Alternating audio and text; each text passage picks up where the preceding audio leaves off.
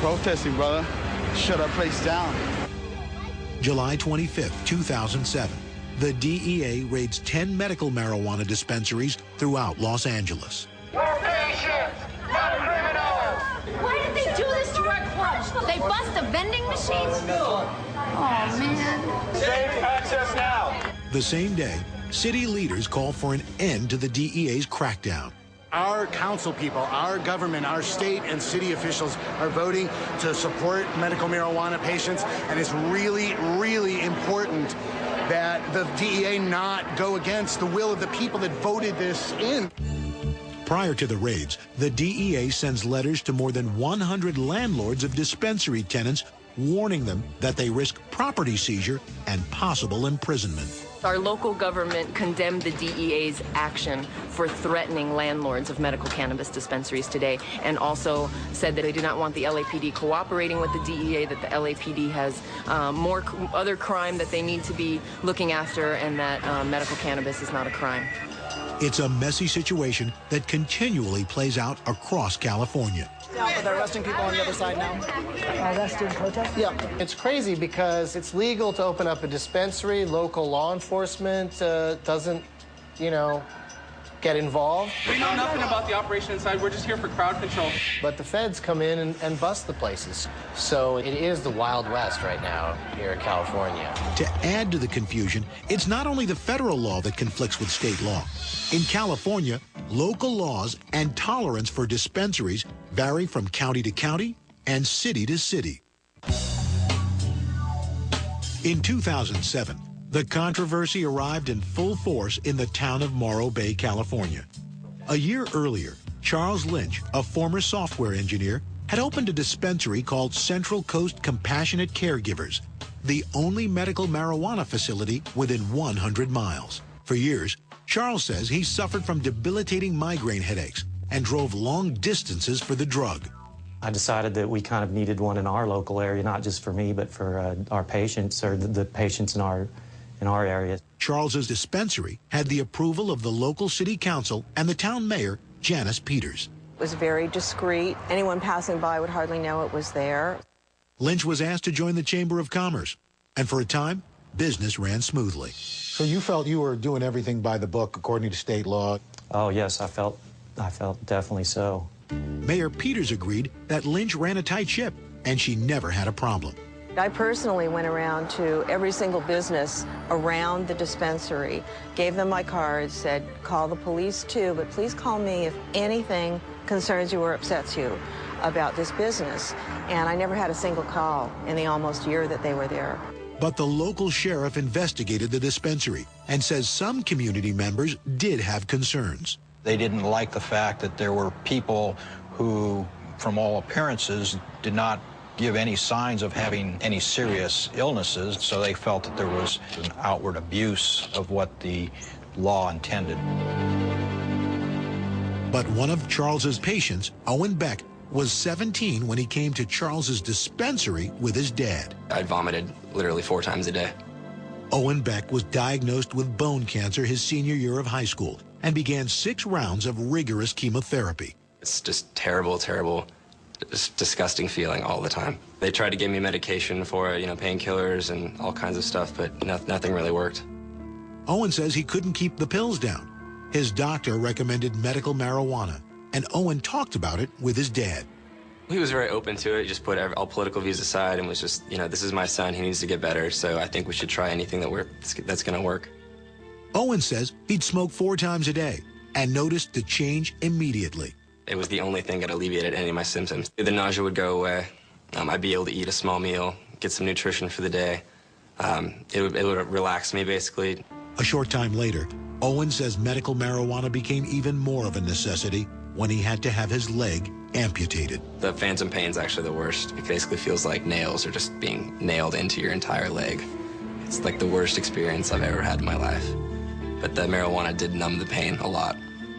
But back in Morro Bay, medical marijuana would soon become temporarily unavailable. Early one morning in 2007, Charles called up his secretary at the dispensary to tell her he was running late. She was frantic. She was telling me, "Charlie, they're here." And I says, "What?" Authorities arrested one of Charles's employees for selling marijuana to undercover police agents miles from the dispensary, something Charles says he knew nothing about. Seconds later, Charles heard banging at his front door. And they says, "Search warrant, open up, search warrant."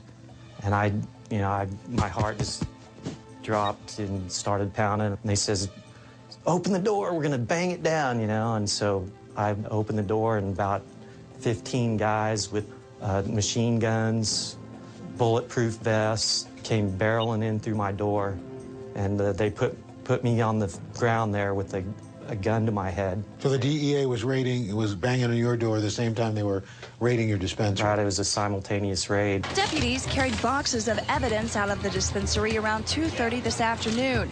The DEA would not comment on what was inside them. Back at Charles's house, he was handed a search warrant. Well, actually, after I read the search warrant, I kind of felt like they were hoping to find a big, huge grow operation in my house. So I found a little bit of relief there. The DEA walked away with Charles's computer, his personal medical marijuana supply, and $27,000 he had in the house. But Charles wasn't arrested, and like many other dispensaries who were raided before, he reopened a short time later. In hindsight, do you think maybe it would have been better if you just shut down? Well, actually, I felt like I had a lot of people depending on me. There was definitely a big question in my mind whether I should reopen, and I went to the city attorney of Morro Bay. He had told me that it was okay for me to reopen. The reopening was short-lived. Charles says the DEA called his landlord and told him he risked having his property seized. And so Charles was forced to close his dispensary for good. You figured that's it, you're done. Right, and the dispensary was closed. I was, looking for a new job, a new project. But just as Charles was looking for a fresh start, the DEA and local sheriff came knocking again. They told me to step outside, told me I was under arrest for, distribution of marijuana on the federal level. I know you're a little nervous right now, but it's going to be okay. Okay. Charles was charged with cultivating and conspiracy to distribute marijuana, operating a drug premises, and selling to minors. His family put up $400,000 in bail while he awaited trial in an ankle bracelet for the next 9 months. So the charges against you, the government brings pretty serious. They said you sold marijuana to 250 minors, that you made $2.1 million in less than a year. Actually, can I address those one at a time as you go? My rules from the city were, 18 or older unless accompanied by a parent. Mm-hmm. Okay, but under federal law, I found out that anybody under 21 is considered a minor. And so they used that law, they used that against me to make it sound like I was down on the streets in front of the schoolyard selling marijuana to minors. As for the $2.1 million, Charles doesn't deny that might have been his gross proceeds from the business, but he says he never profited from his dispensary, which would have been a violation of state law. He says the $2.1 million number didn't account for any of his expenses, like paying for the marijuana, payroll, and rent. But the number of customers, particularly young people, buying marijuana didn't sit right with the local sheriff. San Luis Obispo County has a population of about 63,000 people. We had over 2,000 individuals that were going to this facility under the auspices of needing medicinal marijuana. We had over 270 minors, individuals under the age of 21. Those large numbers, based on our population, just seemed to be out of whack. At Charles's trial, Owen Beck, now in remission, was a character witness, but his testimony was cut short when he mentioned medical marijuana.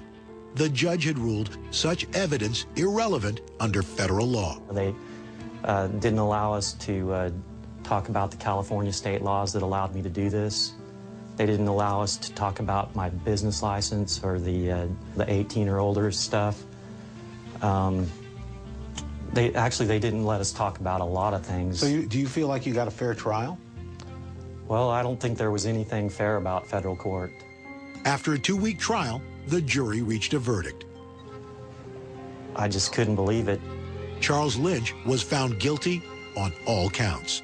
The majority of us felt like he was a nice man with good intentions who didn't stay within the parameters of the federal law.